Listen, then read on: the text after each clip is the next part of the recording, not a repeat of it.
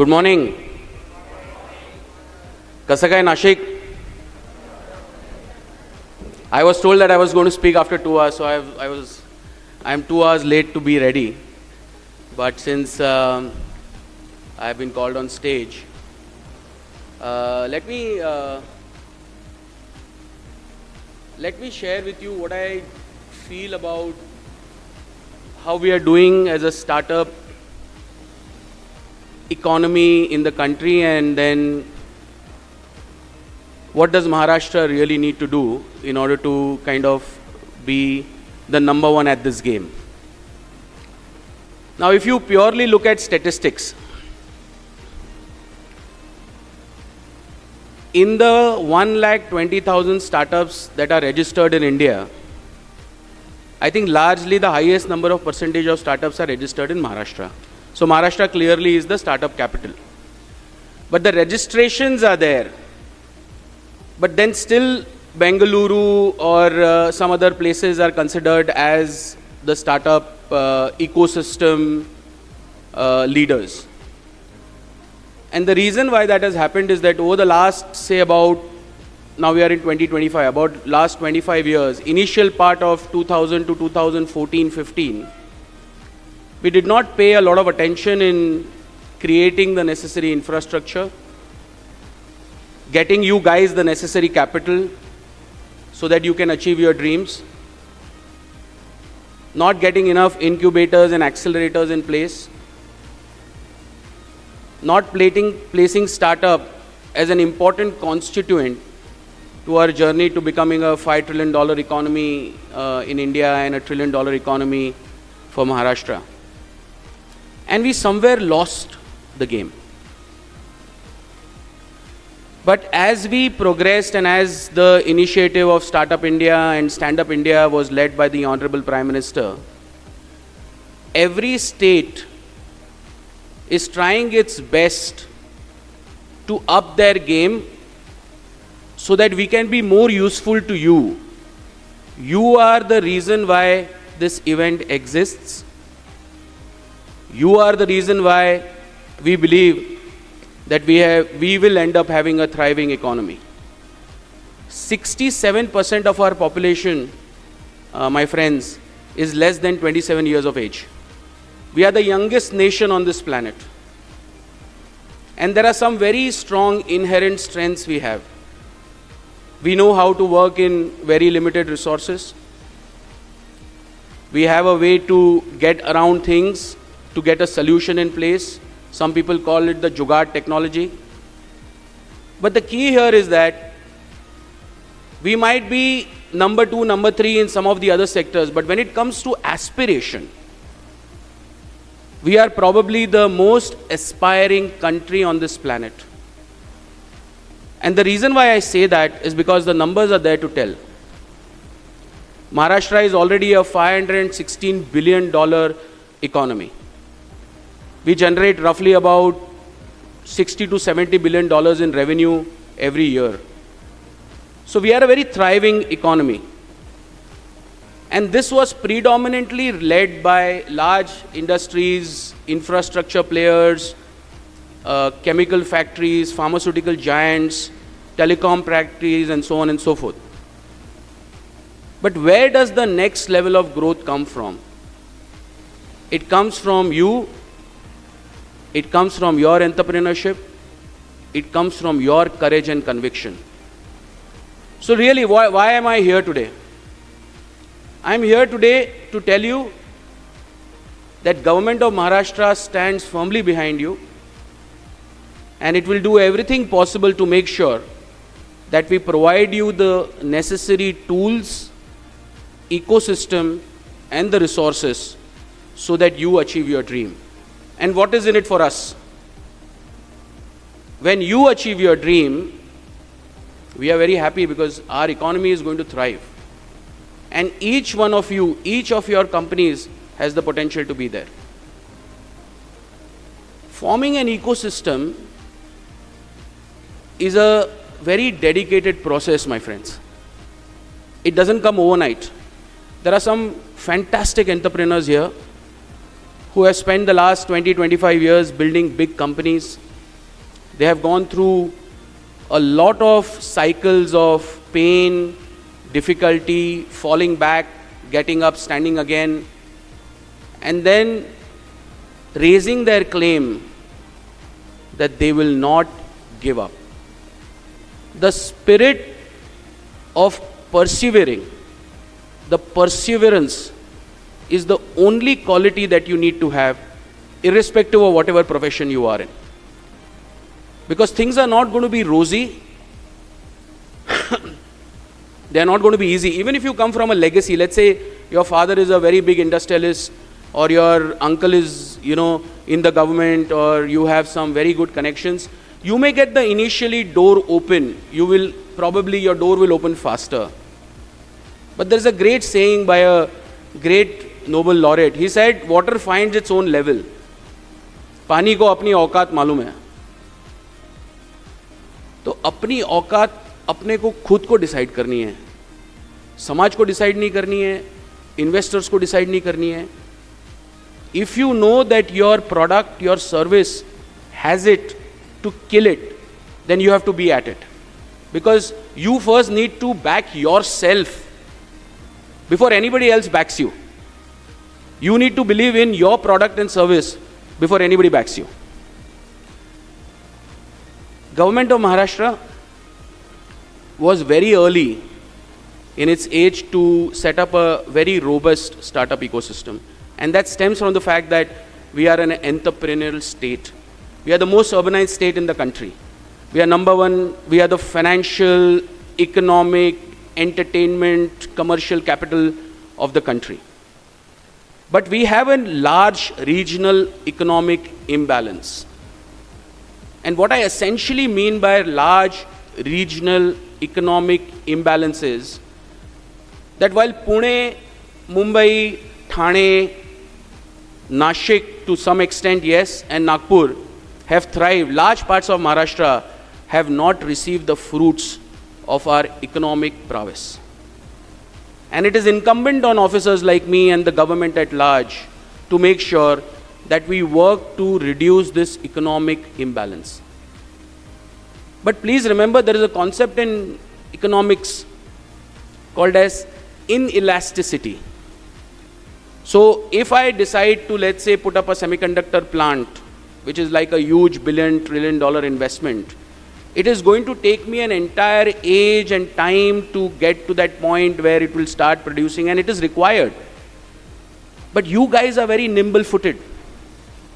You guys are the real disruptors. You guys are the fast achievers. Your multiples will be far better than most of the conventional industries. Their examples are in front of you. Okay, GE, Chevron, Exxon, their valuations are nothing compared to what the new age industries are doing. So whether it's tech, tech doesn't mean technology. Tech means great idea in any sector, using reformed processes and so on and so forth. So my sense is that there is a role that we have to play. But what should be our role? We want to do minimum regulation. We want to do maximum enablement. How do I enable you? I can enable you with resources. I can enable you with providing the necessary local taxation and all the, whatever is in my control, whatever the variables are in my control. But I need civil society to come with me. And I'm so happy and proud to see. I had a fantastic conversation with the people who are your mentors here, and the ideas and the suggestions and the energy that I saw in them. Each of them extremely accomplished individual in their face. Some is in infrastructure, somebody is in high tech, somebody is a teacher.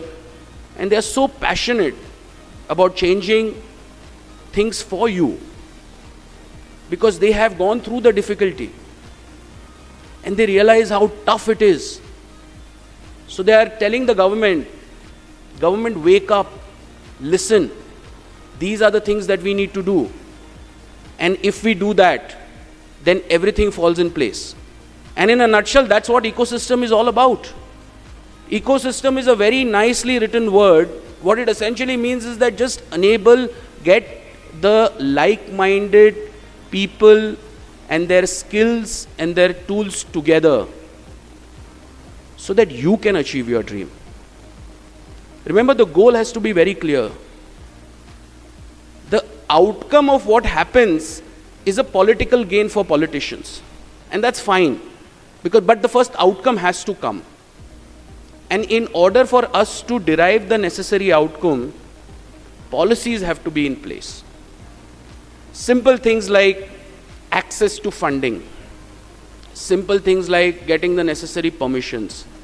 Simple things like, can I do this or can I do this? And the knowledge base for that needs to sit at a decentralized level in districts. We are going to make some sweeping changes. Everybody is not going to appreciate it. You guys are going to love it, I tell you. But a lot of people may not appreciate it. We may have some resistance in the government as well, because when government starts to lose control, they tend to get a little bit jittery. Not because they want to keep control, it's just that they want to be convinced that when they lose control, the control goes to the people who can really turn this around. In Mumbai, about 2.5, close to about 3 years ago, when Mr. Fadnavis became the Deputy Chief Minister. By the way, I'm a Joint Secretary in OSD to Mr. Fadnavis. I look after technology, infrastructure, policy and investments. So when Mr. Fadnavis was the Deputy Chief Minister, we started to think on this problem in a very different way, and that was when we came together with startups in Mumbai and we helped establish something called as TEAM, Technology Entrepreneurs Association of Mumbai. This is a coming together of most of the startups largely from Mumbai, but there's some startups outside Mumbai as well. And the idea was basically that we needed a group to have a conversation with the government so that we can fast track things and we understand your problems a little better. There are some sectoral problems, like a fintech may have a certain regulatory problem with the RBI and with the Ministry of Finance and so on and so forth. There might be some startup related to education, so he has a different set of issues. So our job was basically to kind of help articulate that in a certain way so that the entrepreneur is far more empowered to take a call, because he has already taken a big risk and started an enterprise. So we wanted to help him mitigate that by giving him the right set of information. The other thing that we are very eagerly have been wanting to do for a long time, and I am not very proud of this, but we wanted to establish a startup fund for a very long time. And I think the conversations related to establishing a startup fund started way back in 2017-18 when Mr. Fadnavis was the Chief Minister, and then we started to put it together, and then it saw some light of the day. Governments kept on changing, and then finally it is in place. But my sense is that having a 100 crore startup fund driven by somebody in Mantralaya taking the decisions, people from Dindori and Nashik and Osmanabad running there, trying to meet officers and all, we really don't want that. So here is my attempt to going one step forward, and now obviously I am not the minister, neither I am from the Chief Minister's office, so I can influence policy, but the decision is not mine. So after my morning discussion, what we have decided to do is that we have decided to set up a decentralized divisional commissionerate-wise funds. So there will be a dedicated fund for divisional commissionerate in Nashik, which will be to the tune of X crores. I'm not going to make that announcement today. And most importantly, you should understand what our intent in that is. Because many times governments don't spend time to establishing the intent of doing a certain action. Our intent is that, let's say, a fund of 30 crores sitting in the divisional commissionerate's office or one specific office in the district with a committee of people, successful entrepreneurial civil society people coming together, forming the investment committee, and the only mandate to them is please spend the money as fast as you can and spend it wisely. Because we want them to spend the money. When money is going to come, the necessary capital is going to come, your dreams will get wings. And then you will start flying. And trust me guys, once you achieve a certain altitude, there is nobody on this planet who can stop you. It is only you when you decide that you are tired, and then that's the only time you are going to come down. So we are going to make a very serious attempt to decentralize the entire startup funding system. So that's one that will help in. The second thing what we are also trying to do is support Kumbhathon, which you have all been participating for so many years. The organizing committee has been putting together this outstanding. See, the success of a program is when I see all these amazingly aspiring faces and the right audience, let me put it that way. I can do like 100 programs in Mumbai and I can get like 5,000 people, but I will struggle to find the people who will go back and open up their laptop or Mac and start coding at night. Because the drive, जो भूख बोलते हैं ना, भूख, जो drive चाहिए, पेट में आग चाहिए, आग, वो आग अर्बन एरियाज में थोड़ा सा मिसिंग है, क्योंकि उनको बहुत कुछ इजीली मिल जाता है. And in other cities we are not able to provide because the ecosystems don't exist. But that's not going to happen now. We are going to make a very solid and a serious attempt of changing this, so that you don't need to worry about running to Mumbai or running to Bangalore. Why do people go to Bangalore? Because at 12 o'clock you can have a coffee with someone and buy, let's say in the next 48 hours or let's say in the 7 days a check comes to you. Because there is immense amount of capital. And it's an irony, okay? And I'll tell you why it's an irony. Do you think Mumbai has more money or Bangalore has more money? Right? You all agree? I have a large majority agreeing with that. Why does Bangalore have more startup capital and Mumbai does not? Why do you think that happens? Despite the fact that Mumbai has more money.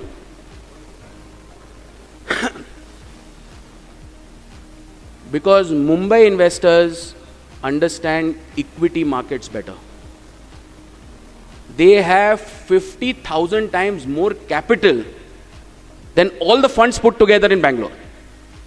But उनको क्या समझता है listed entity? वो every day 15, 20, 50, 60 हजार करोड़ ऊपर नीचे करते हैं, क्योंकि उनको वो समझता है, क्योंकि वो इकोसिस्टम और नॉलेज वहाँ बिल्ड हो गया है. पैसा नहीं रीजन है. तो about maybe a few weeks ago when I was talking to a lot of equity guys who specialize in putting money in listed equity markets, I was having a conversation with them. And I said that you understand companies so well, why don't you create a wing within your own institution and dedicate a certain set of capital? We will give you full tax waiver from the state and just invest in startups. This idea, if it comes to life, I guarantee you, in the next 1 year, we will have more private equity capital for startups than anywhere else in the country. But it's just that, you know, we need some courage as well from those guys to take some real hard calls. Because even the listed listed markets is also risk, but they understand that a little bit better. So that's one reason. The second is that we have not, as government, initially I remember in 16, 17, we tied up with NASSCOM, we tried to create incubators and we tried to set up across the state. We went to Pune, I think we came to Nashik as well, we went to Nagpur. But we couldn't get that going because government can just enable, and then for government to keep on running that is increasingly difficult because our job is very transactional in nature. We end up getting caught in issues and our strategic level thinking kind of is reduced significantly. So my sense is that we are also kind of relooking and rethinking as to how we can assist incubators and accelerators. And one of the initiative probably we will start with creating that model for Kumbhathon in Nashik, so that we can take that as a template and we will cut paste that in some of the districts. All I want to say is we are here with the only purpose to assist. I remember when recently BJP got a resounding mandate, 138 seats out of 144. And thanks to everyone for kind of believing in Mr. Fadnavis.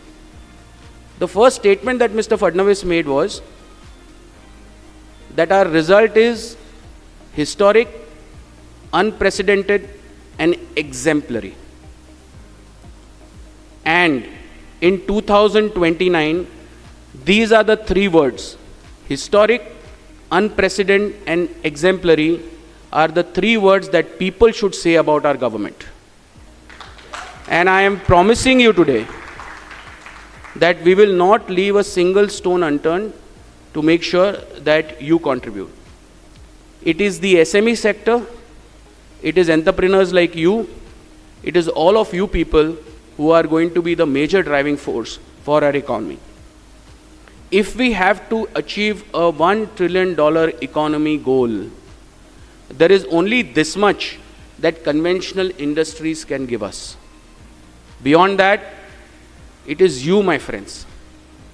It is you who will create new companies, who will create new products, who will disrupt the ecosystem, and then it does not matter, because once, see, everybody sitting here, mostly on the first row and the second row, very established entrepreneurs will tell you that after a point in time, money ceases to be a driver in your life.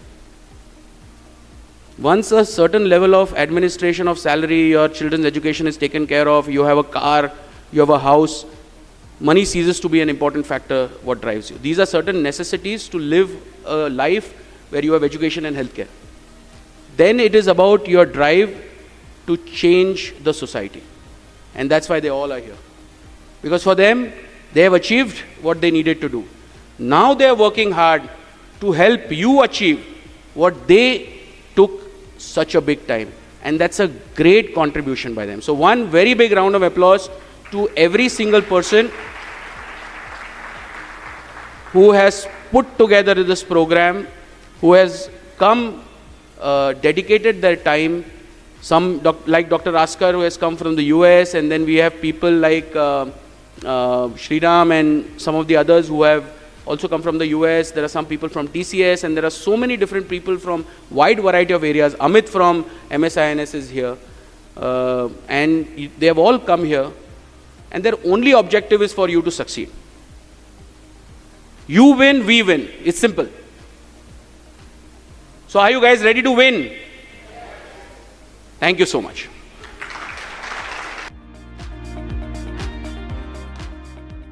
Yeah, you have, do you have a, can you be loud enough? Okay, go ahead.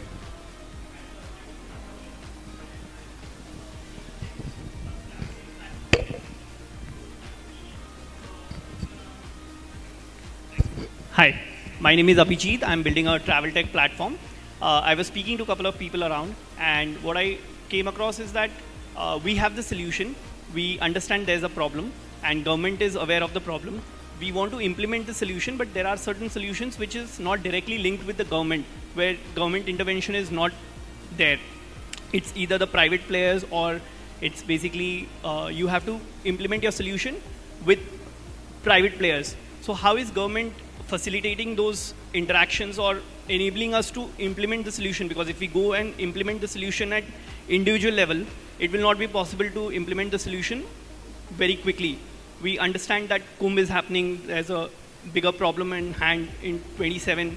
We are building solutions for that, but government needs to facilitate those implementations. So what is the solution to implement that faster? So I'll be able to give you a more intelligent response once I understand what that case is. But what I realize is what you're saying is that there is one solution you have built which requires the private players to give you access to some API or something, and then you can kind of, or whatever, some they have all to come together or something. To implement our solution, basically, I'm digitizing hospitality industry. So we are digitizing check-in, check-out, and also the record keeping, which basically goes to the police whenever the No, that checking- doesn't require. So I have understood. So if you had told me, I would have told you. So that doesn't require any. Okay, that requires an order from the government. So the first thing you should try and do is that make sure that you present a solution to the necessary agencies in the government, and if that solution is beneficial to the government, because at the end of the day, what the government is very interested in knowing who checks in and checks out, especially during when 10 million people, 20 million people are coming. Correct. It's a very important input for us. Yes. So you don't require to collaborate with the hotel industry at all on this front. You need to come to the government. The government will pass the necessary strictures that this is mandatory, that this has to be done, and then they will comply. And that's the only way to do it. Apart from this, as a strategy, you should talk to all hospitality guys and give them a system for automated check-in and check-out, or document management system or something like that. Correct. That is exactly what we are trying to do. But the problem is that at what level of government do we get this intervention and we implement this at a policy level, that okay, this is a solution which is going to help the government record all the transactions or all the people who are checking in, checking out, and every detail is digitized, which is easily accessible to the government, and they can So my office is because home department is with us. All right. The commissioner of police is a brilliant guy. His name is Sandeep Karnik. He's a fantastic officer. If you go to him and talk to him, he will be more than happy to guide you. And then for the rural part, there will be an SP, I think. You can reach out to him also independently. We'll do a joint, you reach out to their offices, saying that this solution exists. This solution is not a novelty. I've heard about it. Absolutely. I know that many states have actually adopted it as well, where data directly goes to the police department from every single hotel whenever somebody registered. So I'm aware of it.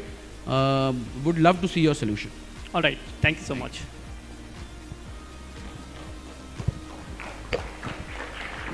Hi, Abhijit here again. Right here, yes. Yeah, hi. Yeah, hi. Very inspiring thoughts that you shared.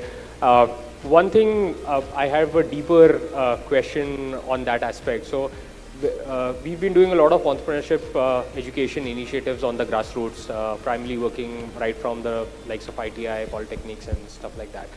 One thing, especially in Maharashtra, that I get to hear whenever we do these programs is entrepreneurship is not meant for Marathi people, right? की आपल्या इथे ते हे आहे की शिवाजी जन्मावा पण बाजूच्या घरात. So these thoughts still in today's date and time, when we have the Shark Tanks and the startup India going so well, still such thoughts exist.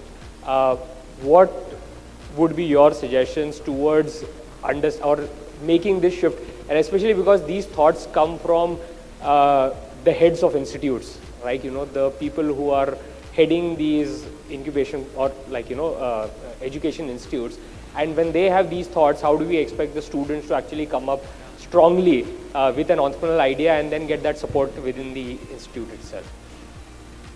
So I think this is it's a mindset.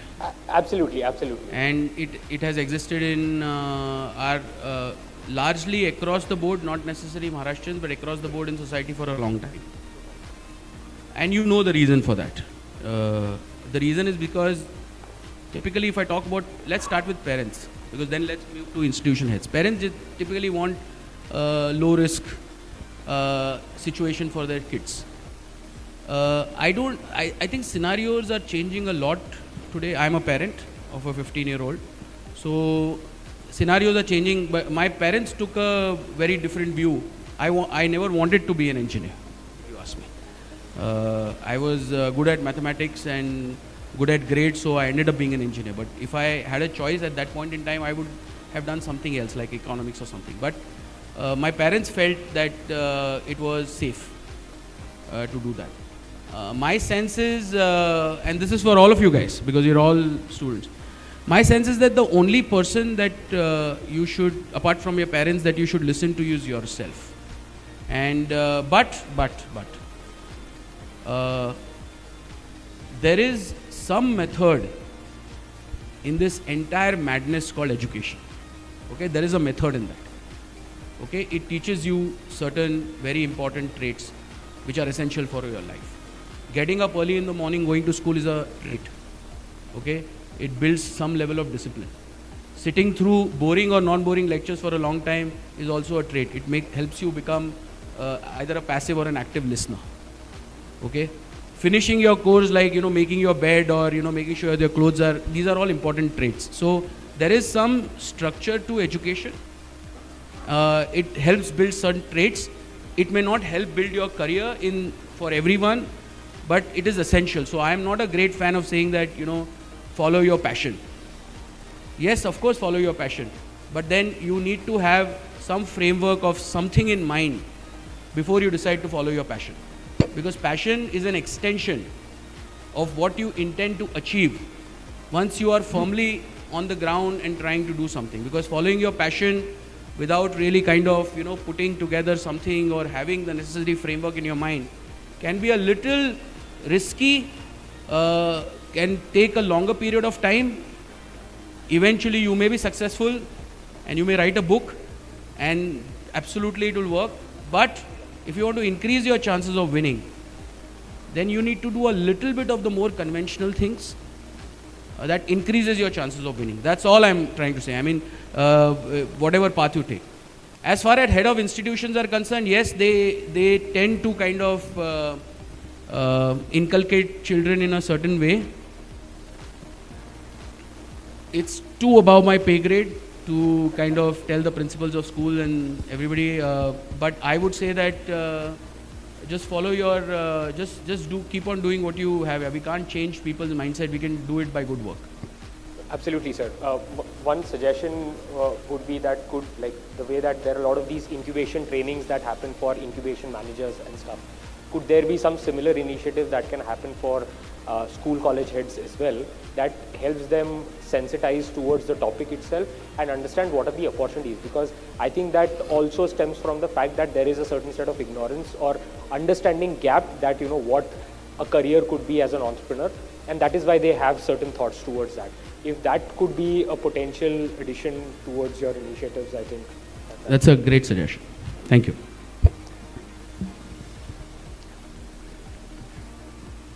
Is done? We done?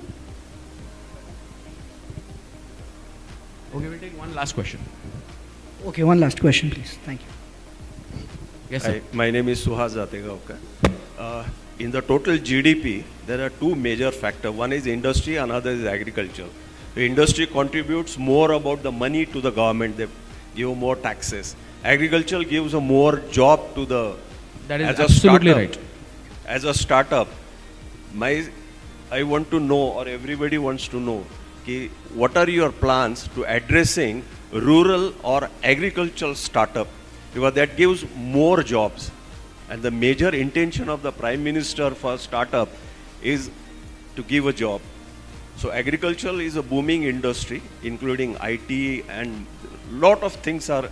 I spent my life in agriculture. No, I'm with you. So agriculture. No, this gentleman has asked a very important question, guys. Are you familiar that while agriculture contributes to about 13-14% of our GDP, half our population is dependent on agriculture?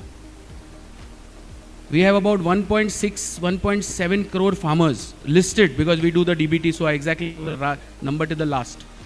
1.7 crore ko into 4 kar do aap. That are the number of people who are directly in the agrarian economy. So we are very fortunate that we have such a fantastic agriculture ecosystem so that there is food on our plate. We never have to bother about things like other states have to bother, other countries have to bother that where is the wheat, where is the tur dal, where is the bhaji coming from. So we are very fortunate. That's one. Second, there is a lot already happening in agriculture tech. A lot is happening. I remember in 2018 when we had gone to Davos, we signed an agreement with World Economic Forum to set up Fourth Industrial Revolution Center Center for Fourth Industrial Revolution, which covers AI, blockchain and all of that in Mumbai. After that, we did a series of events with them, which started the entire exercise of drone-based pesticides and drone-based monitoring and so on and so forth. But what I have realized over a period of time, and this is a great business opportunity, but it requires capital, is that I am not seeing scale happening in large agri-techs. The scale is happening on software which basically tells you कि crop का cycle क्या है, crop sow कर दिया आपने, बढ़ रहा है, satellite से image लिया, इसका color change हो रहा है, इसको फिर मैंने वो भी app देखा है जिसमें you take a picture, it tells you whether it is okay plant or it is infected or so on and so forth. So there is a lot of innovation that is happening. We definitely need to do more. And in certain districts, we will specifically focus, where we see a large agriculture exposure, we will focus on agri startups. It's an important question and has to be dealt responsibly. Thank you. Thank you, Mr. Dhavse, for taking the questions and sharing your inspiring vision. I guess all of our startups needed to know the opportunities that lies ahead of them and the state. Thank you again. A huge round of applause for Mr. Dhavse.